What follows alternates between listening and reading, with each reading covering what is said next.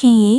လူသားမျိုးနွယ်ရဲ့တမိုင်းတစ်လျှောက်မှာအမောင်မိုက်ဆုံးသောအခန်းကဏ္ဍတစ်ခုကိုအလင်းပြခဲ့တဲ့တရားမျှတမှုရဲ့ပြုပြင်ပြောင်းလဲရေးအလှည့်ပြောင်းကြီးတစ်ခုဖြစ်တဲ့ Nuremberg ခုံရုံးအကြောင်းကိုပြည့်စုံစုံနဲ့စိတ်ဝင်စားစရာကောင်းအောင်ပြောပြမယ်နော်။ဒါဟာရိုးရိုးခုံရုံးတစ်ခုမဟုတ်ပဲမိစ္ဆာတွေကိုလူသားတွေရဲ့ဥပဒေနဲ့စစ်ဆေးခဲ့တဲ့ပွဲလိုတောင်တင်စားလို့ရပါရဲ့။တစ်တမိုင်းနောက်ခံအောင်နိုင်သူတို့၏တရားမျှတမှုဒုတိယကမ္ဘာစစ်ကြီးပြီးဆုံးသွားတဲ့1945ခုနှစ်မှာဂျာမနီဟာအပြည့်အစည်ပုံကြီးဖြစ်နေခဲ့ပါတယ်။နာဇီတွေကျူးလွန်ခဲ့တဲ့ Holocaust ခေါ်ဂျူးလူမျိုးတုံးတပ်ဖြတ်မှုတွေနဲ့စစ်ရာဇဝတ်မှုတွေဟာကမ္ဘာကြီးကိုတုန်လှုပ်သွားစေခဲ့တယ်။အဲ့ဒီအချိန်မှာအောင်နိုင်သူမဟာမိတ်နိုင်ငံတွေ American, Britain, Soviet Union နဲ့ပြင်သစ်ရှေ့မှာရွေးချယ်စရာနှစ်လမ်းပဲရှိပါတော့တယ်။တစ်နာဇီခေါင်းဆောင်တွေကိုတွေ့လာနဲ့တန်းတက်ပြမလား။နှစ်ဒါမှမဟုတ်ဥပဒေကြောင်းအရစနစ်တကျစစ်ဆေးမလားနောက်ဆုံးမှာတော့ကဘာကြီးကိုလက်စားချေချင်းချက်တရားမျှတမှုကပိုမြင့်မြတ်တယ်ဆိုတာတတ်သိပြဖို့ခုံရုံးတင်ဖို့ဆုံးဖြတ်ခဲ့ကြပါတယ်နှစ်ဘာကြောင့် Nuremberg မြို့ထည့်ရတာလဲ Nuremberg မြို့ကိုရွေးချယ်ခဲ့တာဟာအကြောင်းပြချက်နှစ်ခုရှိပါတယ်သင်္ကေတအရ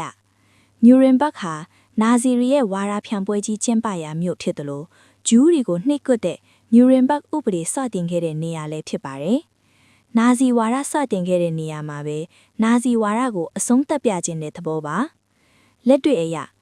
စစ်ကြောင်မြို့တွေပျက်စီးနေပေမဲ့ Nuremberg ကတရားရုံးချုပ်တဲ့ထောင်ကတော့အကောက်တိုက်ကြံနေပြီးခုံရုံးလုပ်ဖို့နေရာအလုံလောက်ရှိနေလို့ဖြစ်ပါတယ်။၃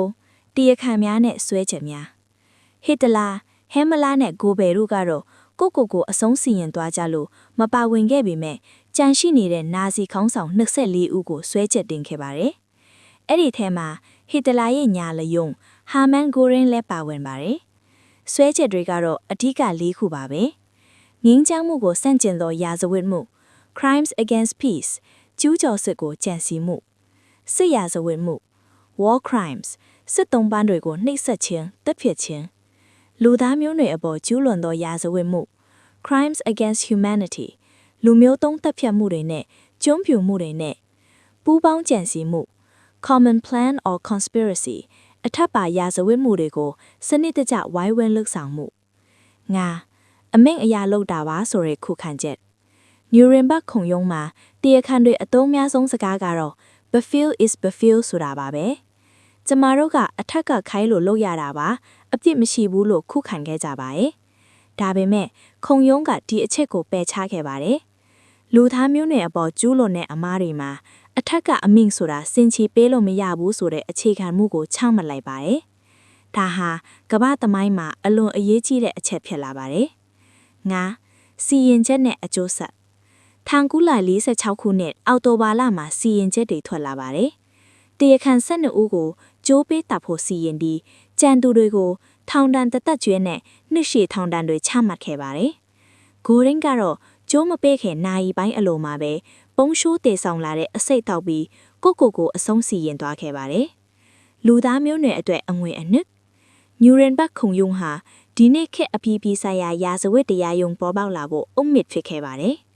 ဘယ်လောက်ပဲအာဏာကြီးတဲ့ခေါင်းဆောင်ဖြစ်ပါစေလူသားမျိုးနွယ်အတွက်ကျူးလွန်ရင်ဥပဒေအောက်မှာပြန်ပေးဆက်ရမယ်ဆိုတဲ့အသည့်ကိုကဘာကြီးစီကိုပေးအပ်ထဲတာပါခင်ကြီးဒီခုံရုံးအကြောင်းဖတ်ရတာဟာအမှန်တရားနဲ့တရားမျှတမှုဆိုတာတခါတလေမှအချိန်ယူရတယ်ပေမဲ့နောက်ဆုံးမှာတော့အလင်းလောင်ဟာအမောင်တကိုအမေးတန်းအနိုင်ယူတတ်တဲ့ဆိုတာကိုပြနေတာပါတမိုင်းရဲ့ဒီဖြစ်ရကြီးကိုကြည့်ပြီးခင်အနေနဲ့တရားမျှတမှုရဲ့အသေးပေကိုဘယ်လိုမျိုးပို့ပြီးမြင်လာရလဲတခါတလေမှာခွင့်လွှတ်ခြင်းနဲ့တရားစီရင်ခြင်းကြားနဲ့မြင်းပါလေးအကြောင်းခင်ဘယ်လိုတွေးမိလဲကိုပြောပြပါအောင်နော်